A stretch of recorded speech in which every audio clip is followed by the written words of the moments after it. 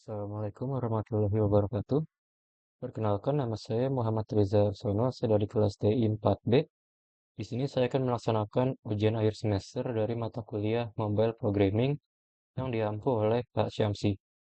Di sini saya membuat aplikasi mobile bernama Shopping List. Aplikasi ini mempunyai tujuan untuk mencatat hasil pembelian kita mulai dari nama barang, jumlah barang yang kita beli, harga barangnya, tanggal pembelian, lokasi pembelian, dan sudah berapa lama kita memiliki barang tersebut. Baik, pertama-tama saya akan memperlihatkan API yang saya gunakan. Saya menggunakan API dari Google, yaitu Apps API Key dari Google Cloud. Di sini bisa dilihat, di sini saya menggunakan Maps API Key dari Google. Baik, lalu untuk penyimpanan saya menggunakan Firebase. Lebih tepatnya saya menggunakan Cloud Firestore dari Firebase. Lalu ke codingannya, pertama-tama saya akan membuat location data dulu. Nah, di location data ini merupakan data kelas yang di dalamnya terdapat latitude dan longitude, yang dimana latitude dan longitude ini berfungsi untuk mengambil address dari Google Maps. Lalu ada geocoding response. Geocoding response ini berisi dari respons atau hasil dari eh, Google Maps yang nanti akan dijalankan. Nah, untuk geocoding result nanti akan mengeluarkan address dan addressnya akan diformat lalu dimasukkan ke formatted address. Nah, pertama saya akan jelaskan tentang geocoding API service. Jadi di sini mempunyai tugas untuk mengambil apa namanya maps dari link di atas begini. Maps slash API slash geocode slash JSON yang dimana mempunyai fungsi untuk mengambil alamat dari koordinat. Dan koordinatnya itu merupakan dari latitude dan longitude atau lat long yang sifatnya adalah string. Lalu ada key di sini untuk mengambil alamat dan ini bersifat geocoding response. Lalu selanjutnya ada eh,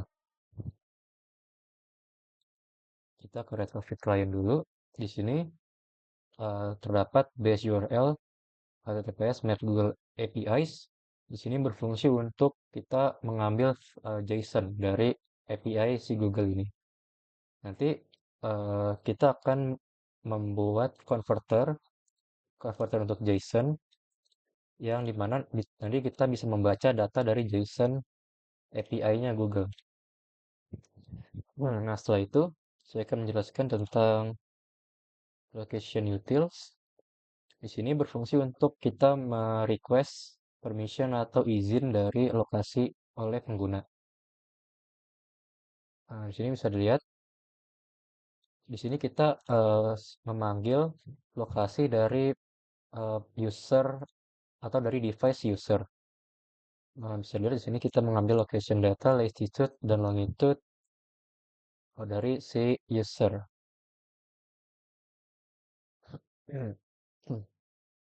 Dan ini untuk mengecek apakah si user sudah mengizinkan penggunaan lokasi atau belum. Lalu kita ke location view model.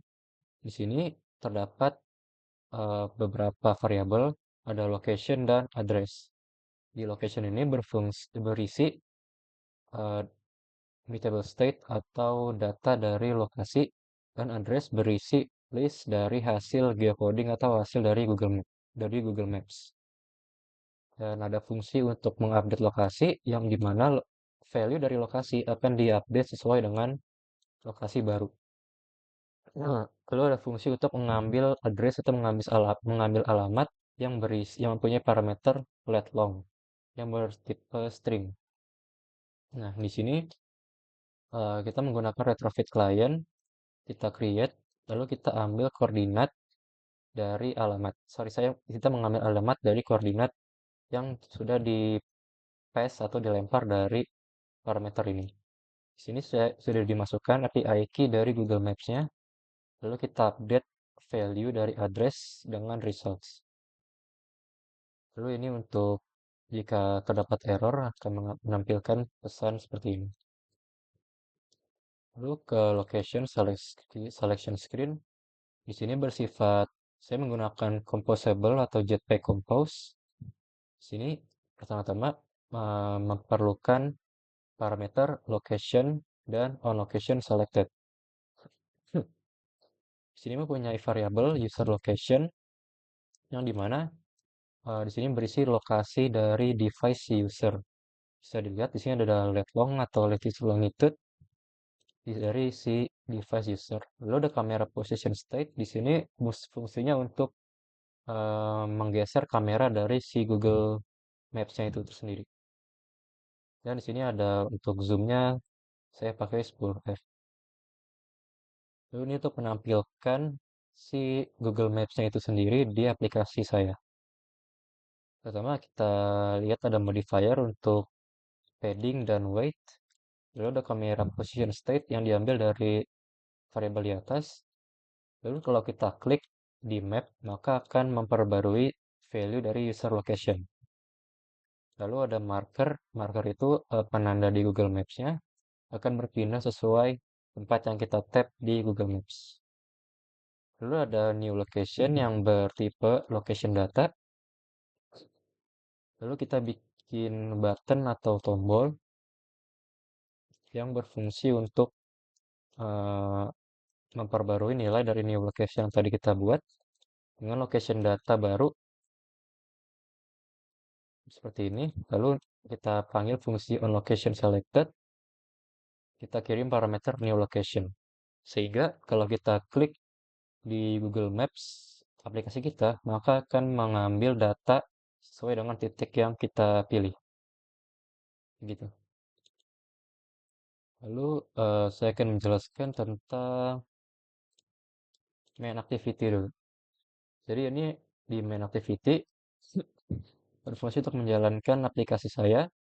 Di sini terdapat fungsi on create dan composable untuk navigation. Nah, untuk navigasi saya sendiri, pertama akan dimulai dari shopping list screen yang berisi list-list barang yang kita beli atau yang user beli. Nah, di sini bisa dilihat ada beberapa parameter yang akan saya jelaskan nanti. Oke, saya akan jelaskan langsung ke shopping list-nya dulu. Sorry, saya akan jelaskan tentang shopping item dulu. Nah, ini adalah data class dari shopping item, terdiri dari ID, nama barang, quantity itu jumlah barang, harga barang, tanggal beli, nama toko, age itu sudah berapa lama barangnya kita miliki, lalu ada status sedang diedit atau tidak, dan ada address atau alamat dari tokonya. Dan di sini saya membuat fungsi untuk mengkalkulasi age atau mengkalkulasi sudah berapa lama barangnya kita miliki. Di sini akan mereturn type double. Di fungsi ini terdapat tiga variabel, ada date format. Ini mengambil data dari kalender yang nanti akan saya jelaskan di belakang. Lalu ada di sini purchase date diambil dari date format dan current date itu diambil dari tanggal hari ini atau tanggal si aplikasi itu dibuka. Nah, jika si purchase date tidak nol atau purchase date-nya ada datanya, akan menjalankan fungsi current date time atau waktu sekarang dikurang waktu beli. Dan di sini saya bagi dengan 365 dikali 25 kali 24 kali 60 kali 60 kali 1000 ini untuk menghasilkan tahun. Dan kalau misalnya tidak ada purchase date tidak dimasukkan oleh user maka menampilkan angka 0. Lalu selanjutnya ada shopping list. Di sini berisi fungsi utama aplikasi saya. Di sini bisa saya membuat pertama adalah Fun Shopping List App yang mempunyai parameter location utils, bertipe location utils, view model, bertipe location view model, nav controller bertipe nav controller, konteks bertipe konteks, dan address bertipe string. Di sini terdapat beberapa variabel. Pertama, variabel DB firebase.firestore ini untuk menginisialisasi Firebase atau database di Firestore yang tadi saya sudah perlihatkan. Lalu ada sItems. Di sini mutable state of atau bisa dibilang data yang bisa diubah, yang berisi list dari item yang akan nanti diisi oleh user. Lalu ada show dialog, bertipe mutable state of juga dengan value pertama false.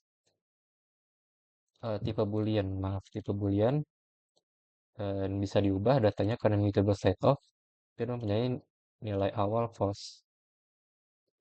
Lalu ada item name, tipe string bisa diubah juga karena mutable state of value-nya value awal kosong, quantity juga string, value awal kosong, item price string, value awal kosong, item shop string, value awal kosong. Nah, lalu ada launch effect. Di sini berfungsi untuk mengambil data dari database di Firestore. Bisa dilihat di sini.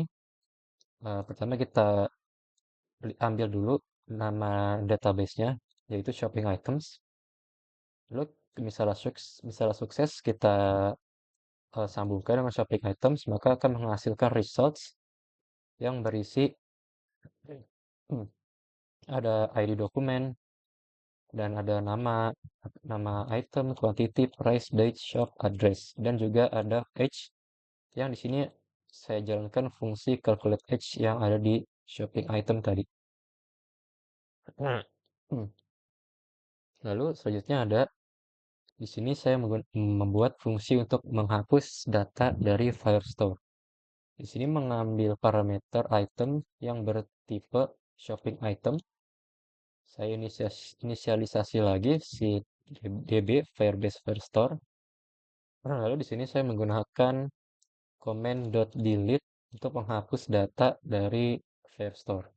Jika sukses akan menghapus data item dari sItems. sItems itu keseluruhan data di Firestore. Jika gagal akan menghasilkan pesan error. Lalu ada request permission launcher berfungsi untuk meminta perizinan lokasi kepada pengguna.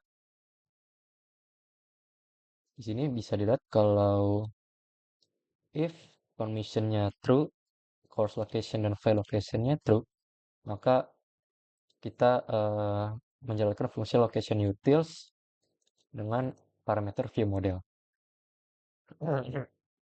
Kita akan memanggil location utils, memanggil fungsi request location updates yang berparameter view model. Jika user tidak mengizinkan, maka kita akan meminta si user atau saya akan menampilkan pesan request permission kepada user. Jika rasional atau permintaannya diizinkan, maka fungsi ini akan bisa dijalankan. Fungsi yang di atas ini. Lalu ada ini untuk menampilkan halaman awal. Saya menggunakan kolom. Lalu ada button untuk menambahkan si shopping list, shopping item. Bisa dilihat di sini ada teksnya add shopping list. Lalu di bawah button saya ada lazy column. Di sini untuk menampilkan list-list item yang nantinya akan di insert atau dimasukkan oleh user. Nanti datanya akan muncul di lazy column ini.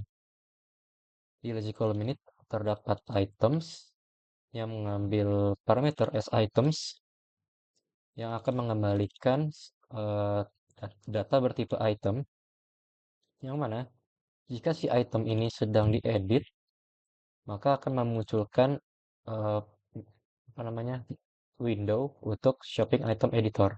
Jadi untuk mengedit si eh, shopping item. Nah, di sini mengambil beberapa parameter, ada item, DB, dan on edit complete. Ada di sini juga harus menyediakan new name, new quantity, new price, dan address baru.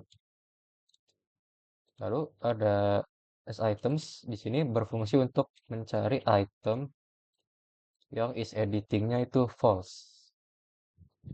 Setelah itu, setelah edited item, kita cari item yang ID-nya sama dengan item tadi.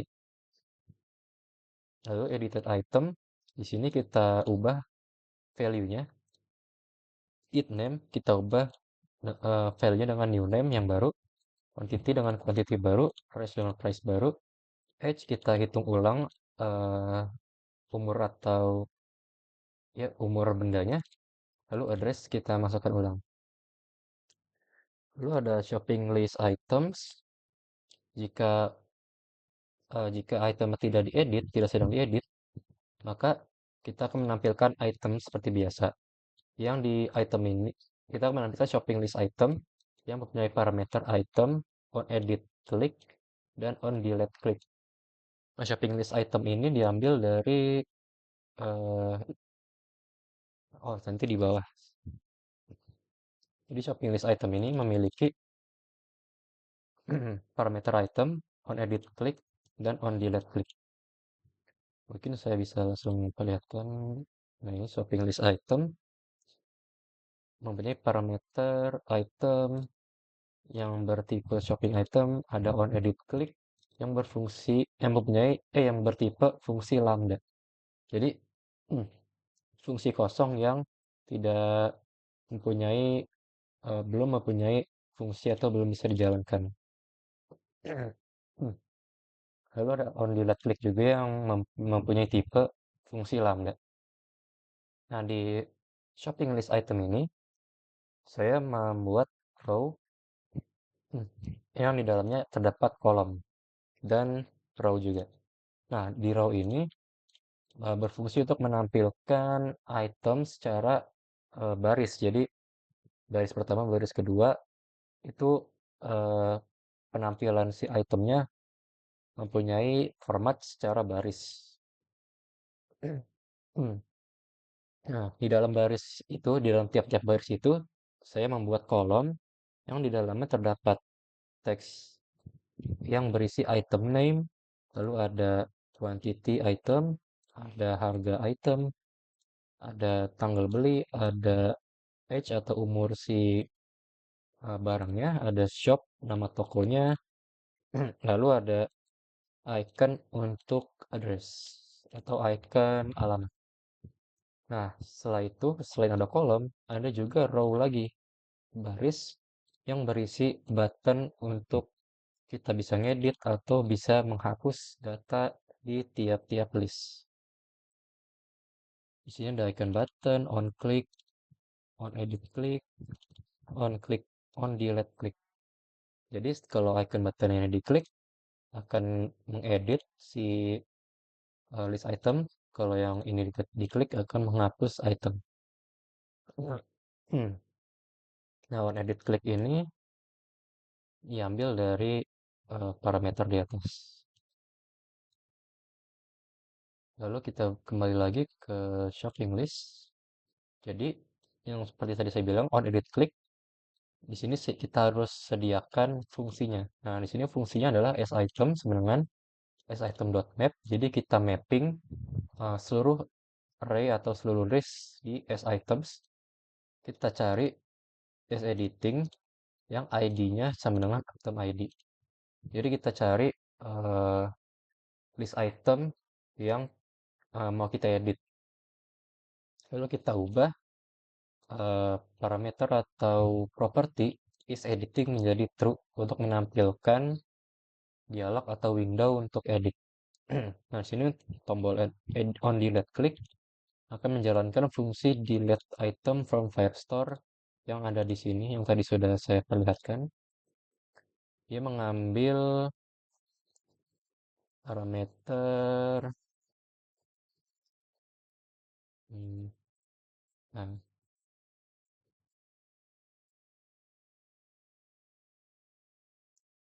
delete click. Nah, ini. Dia mengambil parameter item. Jadi dia akan menghapus sesuai item yang kita pilih. Lalu saya juga tambahkan fungsi add item to Firestore untuk menambahkan item ke Firestore. Di sini ada fungsi add item yang dimana item ini merupakan objek dari shopping item yang jika sukses akan menambahkan item ke as items atau keseluruhan item. Nah, ini adalah if show dialog atau jika kita memencet tombol add items atau ini jika kita pencet tombol tambah item. Nah, jika kita mencet tombol tambah item, di sini terdapat tiga variabel yang berfungsi untuk menampilkan kalender. Jadi ada selected date, show date picker, dan date format. Nah, di sini ada alert dialog yang ada beberapa parameter on dismiss request dan confirm button. On dismiss request, maka akan menghilangkan si alert dialog ini. Jadi jika kita klik di luar dialog, maka akan menghilangkan si dialognya. Atau kita akan tutup window dialog. Lalu ada confirm button atau button untuk konfirmasi yang di dalamnya ini saya buat row berisi button dan jika kita klik selama item name-nya tidak blank, kita akan membuat item baru bertipe shopping item. ID-nya akan dirandom oleh si program. Nama adalah item name, quantity item quantity, price item price, shop item shop, date format, sesuai dengan kalender, sesuai dengan nilai di kalender yang kita pilih. Lalu ada address dan age. Nah, semua nilai-nilai ini didapatkan dari input si user. Jadi selama ada item name yang dimasukkan, maka si si list ini bisa disimpan. Jadi misalnya tidak ada quantity, tidak ada price, tidak ada shop, date, address, cuma ada name, itu masih bisa disimpan. Nah, di sini dijalankan fungsi add item yaitu Firestore dengan parameter new item. Setelah kita add, show dialog kita tutup dan kita kosongkan kembali semua kolom-kolom tadi. Nah, di sini ada button untuk cancel. Kalau misalnya tidak jadi kita untuk menambahkan data, kita pencet cancel, maka akan menutup si window dari add item. Nah, ini tampilan, sorry, ini text button. Lalu ada, oh ini untuk menginput si item baru. Nah, ini ada value item name yang tadi dengan label item name on value change. Kalau misalnya user mengisi atau memberikan value, maka akan mengubah item name, value item name yang tadinya cuma tanda petik kosong menjadi it atau sesuai dengan yang user masukkan. Single line true, jadi tidak bisa ada dua line. Lalu ini modifier untuk fill max width, yaitu agar input fieldnya satu layar dan kita kasih padding agar tidak terlalu menempel ke layar. Lalu ada untuk masukkan item quantity, ada untuk masukkan item price, ada untuk item shop, dan ini adalah untuk memasukkan address. Jadi saya menggunakan button. Di sini jika buttonnya diklik dan di sini akan mengecek dulu nih di location utils apakah aplikasi ini mempunyai request permission atau mempunyai izin untuk mengakses lokasi pengguna. Jika iya akan meluncurkan single top itu si tampilan Google Maps di layar. Jika tidak, maka aplikasi ini akan meminta permission atau meminta izin kepada pengguna. Lalu ada maaf. Lalu ada date. Ini untuk menampilkan tanggal. Nah, di sini button untuk menampilkan kalender. Di sini jika kita klik, maka show date picker true. Show date picker ini berisi tampilan kalender. Jadi kita bisa milih tanggal, bisa milih tahun, bisa milih bulan di kalender. Nah, ini ada show date pickernya. Saya menggunakan kalender yang sudah disediakan dari Jetpack Compose. Lalu ada ini untuk menampilkan format price dengan format sesuai dengan format apa namanya format harga. Jadi misalnya memasukkan angka 5 juta, maka formatnya menjadi 5.000.000. Nah, itu fungsi dari function price text. Lalu kita ke shopping item editor. Di sini berfungsi untuk menampilkan atau kita mengedit item di list. Di sini dia memerlukan beberapa parameter. Pertama, item bersifat shopping item, ada DB dari Firebase Firestore dan edit complete yang dia memerlukan string, integer, string, dan string. Nah, di shopping item editor ini mempunyai beberapa variabel, ada new name, jadi kita masukkan nama baru, ada quantity baru, ada price baru, dan ada nama shop baru. Lalu ada tanggal baru, ada show date picker, dan date format. Atau format tanggal yaitu hari, bulan, dan tahun. Nah, di shopping item editor ini, saya menggunakan row atau maaf untuk baris. Dan di dalam baris ini terdapat kolom. Di kolom ini isinya adalah text field yang berisi agar kita bisa mengedit si list itemnya. Jadi kalau kita, jadi kita pertama kita value-nya new name. Kalau value-nya kita ubah, new name menjadi it atau sesuai dengan value yang diubah. Lalu begitu pula dengan quantity, jika diubah value-nya akan berubah sesuai dengan yang kita masukkan. New price begitu juga, new shop juga begitu. Lalu ada teks untuk memasukkan date tanggal seperti yang ada di eh, untuk menambahkan list tadi. Cuma bedanya di sini untuk mengedit si listnya itu tersendiri. Lalu ada button untuk menyimpan ke si Firestore database.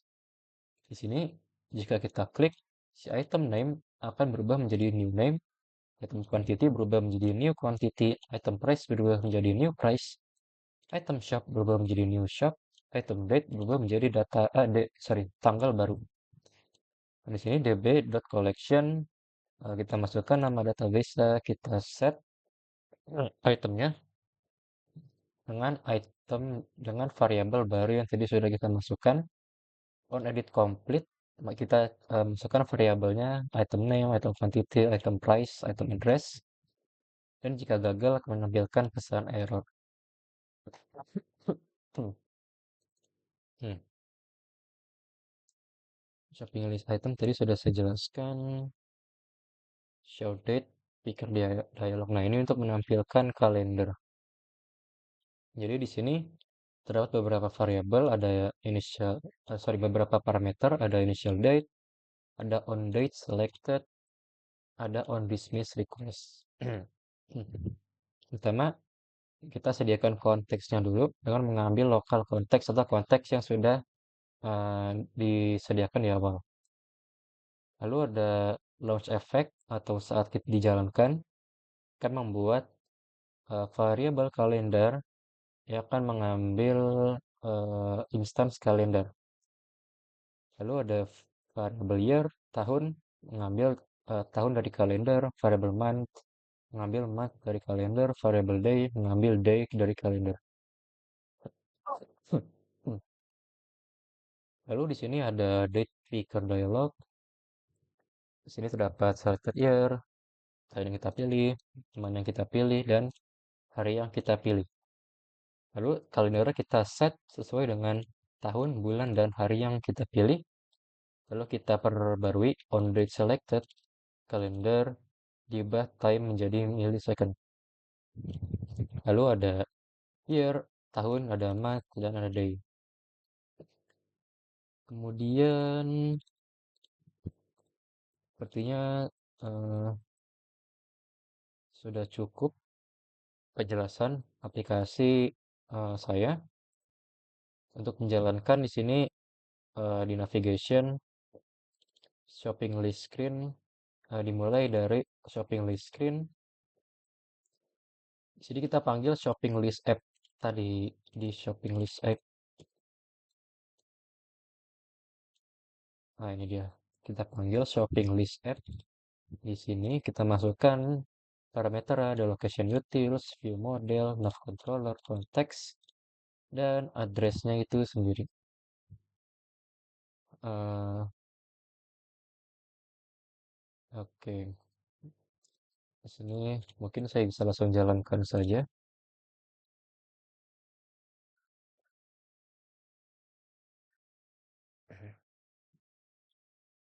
Nah, baik, berikut ini tampilan dari shopping list aplikasi saya. Ada apa namanya tampilan seperti ini yang masih kosong, ada tombol di atas untuk menambah item list. Nah, item name misalnya saya akan masukkan laptop, item kuantitinya 1, harganya misalnya 5 juta. Shop name, misalnya ITC, laptop address. Di sini kita pilih di Maps, di Google Maps-nya. Nah, di sini karena lokasinya laptop saya ini di belum otomatis, jadi di sini disediakan sama Google Maps ditaruh di eh, Amerika. Sini saya akan asal taruh saja di sini. Kita set lokasinya. Kita pilih tanggal belinya.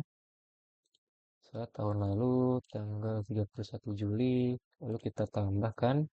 Nah, begitu berikut ini tampilan dari si list item yang tadi sudah saya tambahkan. Misalnya mau diedit, kita klik tombol pensil. Misalnya kita ubah harganya menjadi 6 juta. Kita ubah namanya menjadi laptop HP. Tanggal belinya menjadi 2023 tanggal 17 Juli. Kita save dan berubah. Di sini terdapat quantity, price 6 juta, date, dan age. Age ini yang tadi eh, dari tahun sekarang dikurang tahun beli. Jadi di sini umur laptop HP-nya adalah 1 tahun 3 bulan. Eh, sorry, 1,03 tahun. Lalu nama shopnya ITC Depok dan di sini ada alamatnya. Dan jika kita mau hapus, tinggal pencet tombol tempat sampah.